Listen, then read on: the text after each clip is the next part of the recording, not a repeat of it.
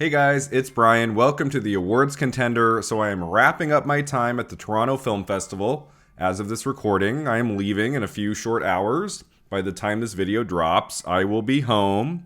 I have seen about 20 films here at Tiff. Some really wonderful movies. Some I liked, some I didn't like so much. I'll talk about one of those very soon. This review today is on the best film I saw at Tiff, Hamnet, directed by Chloe Zhao. This movie absolutely broke me. I mean, I knew going in it was going to be an emotional experience. I read many of the reactions out of Telluride where this premiered a couple weeks ago, and everyone was saying, oh my god, like it's really sad, really well done. I mean, my expectations were sky high, and there was really only one way to see this movie at TIFF. It had a couple general screenings, but I could not get a ticket for those to save my life. So they had one press and industry screening. I got there almost 2 hours early just to guarantee I could get in because this was my most anticipated film at the festival. And I am just so pleased to report, like all of that anticipation, those 2 hours in line, all of it was absolutely 100% worth it. This is a masterpiece through and through. I was so impressed by everything to do with Hamnet. On a technical level, on an acting level, a storytelling level, all the way from its breathtaking opening shot to its extraordinary, emotionally devastating final 10 to 15 minutes. This is quite the cinema experience, and I just loved every minute of it. So this film is based on the novel by Maggie O'Farrell. That book came out a few years ago. It's been very popular. I've seen it around even before this movie was announced. Like, I was vaguely aware of the novel Hamnet, which tells the fictionalized story of William Shakespeare and his wife Agnes, their relationship, how it develops, how they meet, how they have 2 children, and how they deal with illness, with the death of a child. The book got rave reviews and has now been turned into a feature film written and directed by Chloe Zhao. Oscar winner Chloe Zhao, who made Nomadland. She is a stunning filmmaker who has made some great films before, but wow, she has really outdone herself with Hamnet. I mean, this is the work of somebody who really knows their craft, how to tell a captivating story with the right actors, with the right visuals, with a really nice sense of pace. This is kind of a slow film, right? It's a period drama, but it never feels boring. It's always really interesting. It's constantly surprising you, especially if you haven't read the book, right? Like I haven't. I knew a couple of the plot points going in. I was vaguely aware of the story. But like where this goes, if you haven't watched the trailer 1,000 times, I only saw it once, like many weeks ago. I wasn't exactly sure how all the plot threads would come together. Like some of the film is about Jessie Buckley's character of Agnes, and how she is navigating her new life as a mother and a wife to a man who sometimes is off and away, worried about his artistic sensibilities, not so much about his family. Something really clever about Hamnet is that if you really go into this cold, you don't know it's William Shakespeare right off the bat. It's not like in the first 5 minutes he walks up to her and says, "Hello, my name is William Shakespeare." Like if you don't know that going in, it does take a while to be like, oh, okay, this is William Shakespeare. But yeah, at the beginning of the film, you're introduced to Agnes. She is by herself, like in a meadow, and like the greenery, it's absolutely gorgeous. Her name is spelled like Agnes, like Agnes, but in the film they pronounce it like without the G, so it's like Agnes. She has a very simple life. She's just going about her days, and then William Shakespeare comes along. And they get to talking, and they get to kissing, and they fall in love very quickly. And so they get together and eventually have 2 children. She is a very busy wife and mother, trying to do her best, even when her husband is gone for long stretches of time. He is working on his plays. He is trying to get certain productions off the ground, so he has to be gone a lot. So that does cause a strain on their relationship. And like, I'm not going to spoil for you what happens in the second half of Hamnet. I mean, the less you know going in, the better. But like, it's a big plot point in the novel. Like, it's clear from the trailer. It's what the movie is ultimately about. So I have to mention it, like talk about it. One of their 2 children dies of an illness, right? dies about halfway through the movie. And this is a young boy you've really come to know, come to love, has a lot of spirits, and wants a lot out of his life. And he is struck down by this fatal illness. And one of the most heart-wrenching things about watching Hamnet, like about this narrative, is that Chloe Zhao does not turn the camera away. You see this tragedy unfold in real time, basically. The beginning, middle, and end. And it is raw, it is unthinkable, it is terrifying to watch unfold. And right at the heart of this sequence is the performance by Jessie Buckley. As a mother, seeing her child in pain, in misery, and there's nothing she can do. This is a sequence of immense emotional power that works beautifully in a variety of ways, even though it is, again, kind of hard to watch at times. And this sets into motion like the rest of the narrative and where the characters are going to go next, how they are going to deal with their intense grief. Are they going to turn to others in their community? Are they going to turn to art and creating? How does art help us in our time of grief is like a big element of this movie. And by the end, once you see what this film is really about, you know, like with a capital A about, what's really happening here, it just absolutely takes your breath away, and I could not stop crying. I wept so hard in the last 15 minutes of this film, like I couldn't really stop, you know, I had to I would take a little break and then there'd be an image, a score cue, something like out of left field I wouldn't expect, and then I'd start crying again. This is the only film I can think of in recent memory where I was still actively crying walking out of the theater. You know, I saw this at Tiff with some friends, and like walking down the hallway to the exit door, I had to work hard, you guys, to like start to control myself because I was like, oh, okay, Brian, in about 30-40 seconds, we're going to like meet up with some friends here and talk about the film. I have to like get this under control. Because boy, does this movie hit harder than you could ever imagine. And what's so great about all of that emotion for the viewer at the end of Hamnet is that it's all earned, right? Nothing feels forced or phony or saccharine, like let's just blast a really sad score and, you know, have some close-ups of actors crying and oh my God, you know, like it's not like that in this film. It is in others. Like I've seen enough movies to know when you're being manipulated by the filmmaker in a way that doesn't feel authentic, right? That's not the case with Hamnet. You know, this has a slow build in the first hour. There's a lot of time to get to know these characters and the relationships, follow their journeys and how sometimes it takes them apart from each other and then slowly brings them back together. You have to be somewhat patient in this movie. You have to let the narrative unfold on its own time. And I mean, the characters are so interesting, so lived in by these actors. This is one of the best cast films I've seen in a long time, that you're always interested in seeing what they're going to do and say next. And as you get closer to that third act, like to the conclusion of this beautiful story, you start to realize how all of these elements of the plots, of the characters, everything, how it's all going to culminate in this very emotional and satisfying ending. I mean, talk about sticking the landing to this story.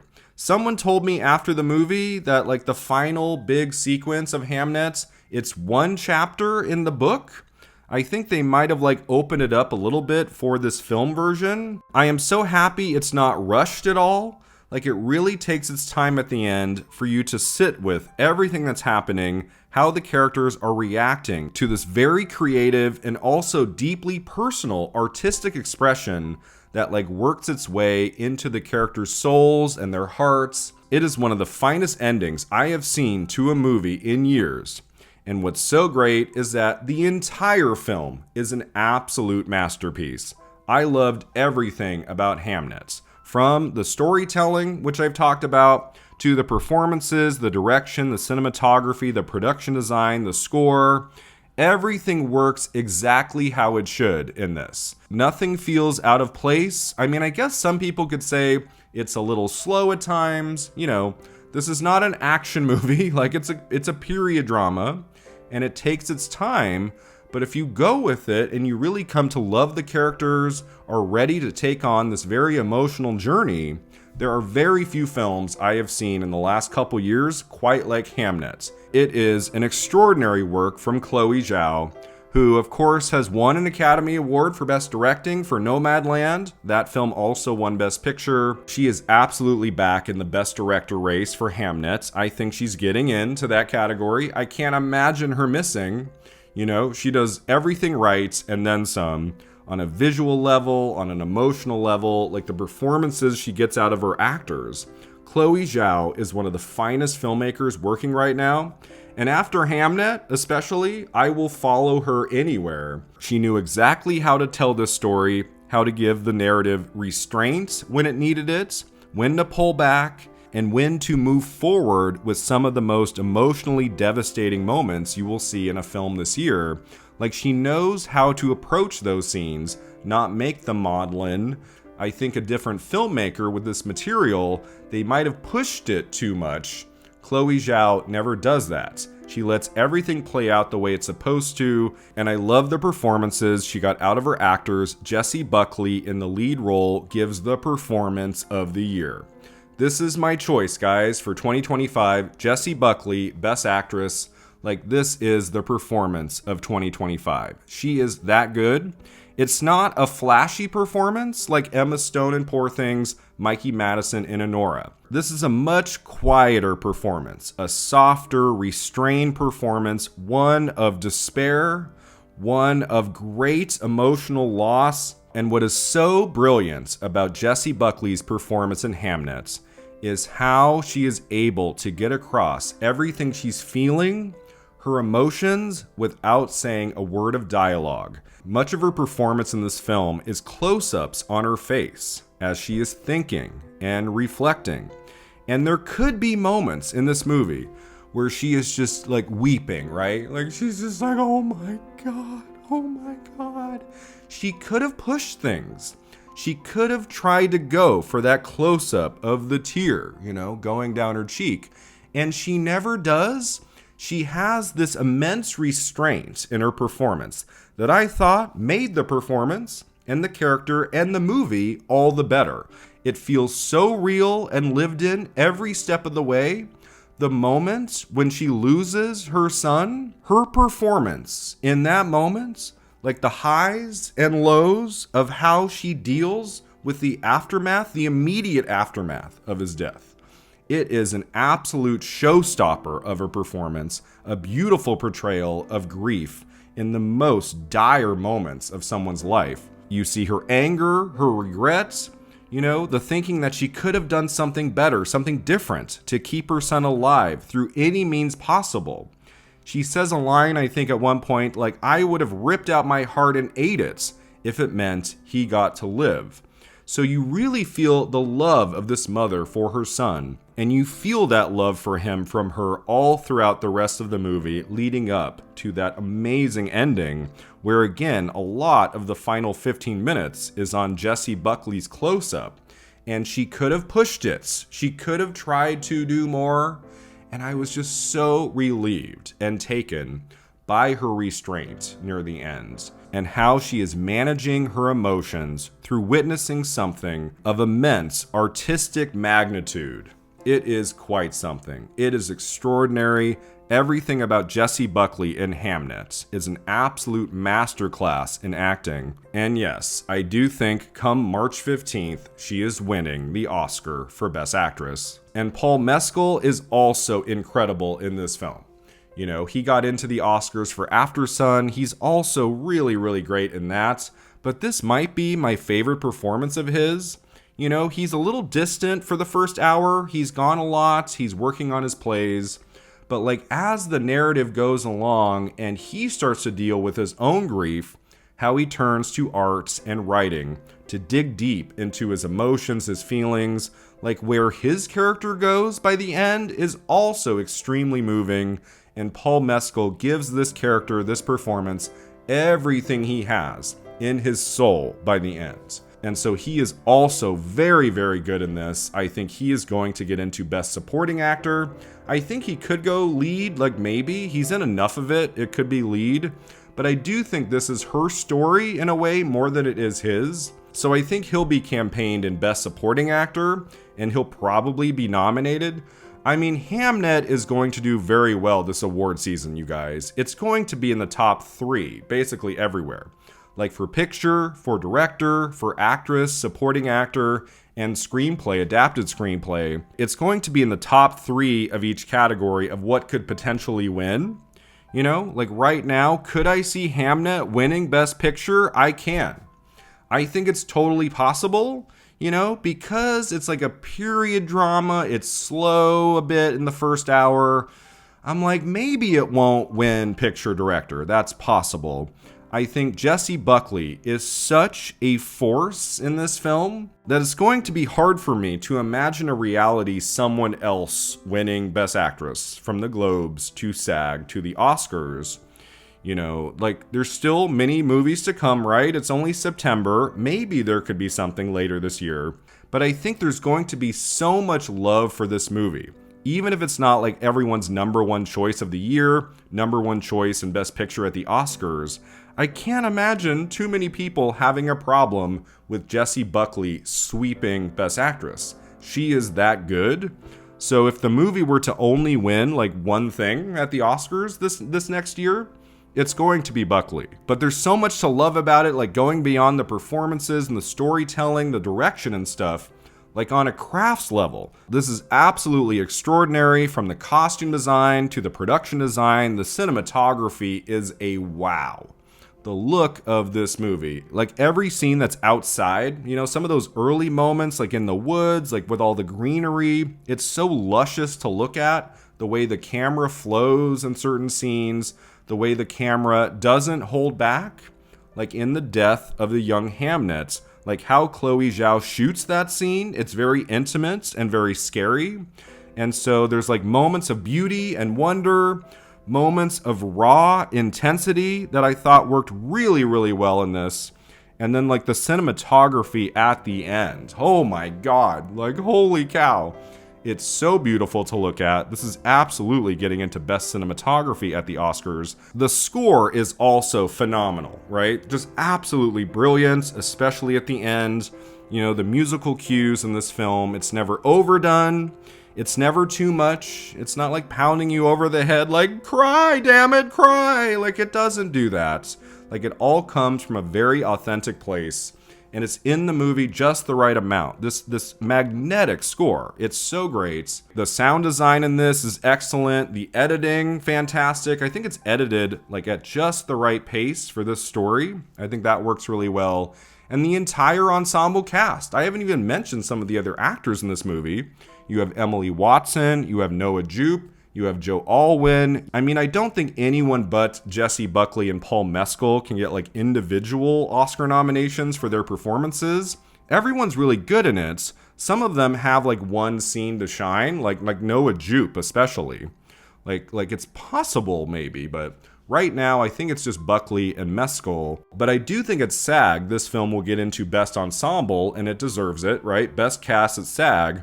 And then I do think at the Oscars, this also gets nominated for Best Casting. I think that's probably going to happen as well. So yeah, I am over the moon about Hamnet. This is my current contender for the best film of 2025.